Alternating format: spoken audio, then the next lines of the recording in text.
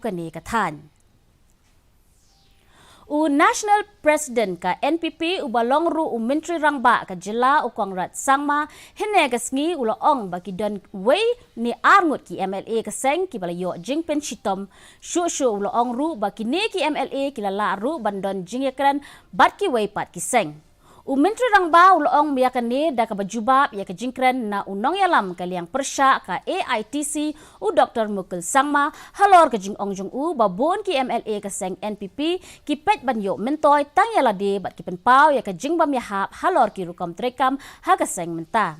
Hagaway pat kaliang State President ke NPP uba WR Kharluki udang beteng ban penpau jing shania halor ke jing job jong ka Seng haki election ka banlong how news nem ban wan da ka bo ongru ba uskem ba onom don kinu kit khot ban kinthi Seng.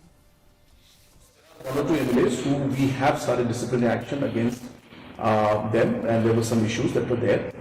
So there are some disciplinary proceedings going on against one of the MLAs. Maybe there's a possibility that in talks with them. There will be an election committee that will work at the for the tickets and all these things. This is not for me to say, though I am the president and of the party. But at the end of the day, there's a process for the party to approve, and that process will have to be followed. And we'll move forward and we'll see. Ka Institute of Chartered Financial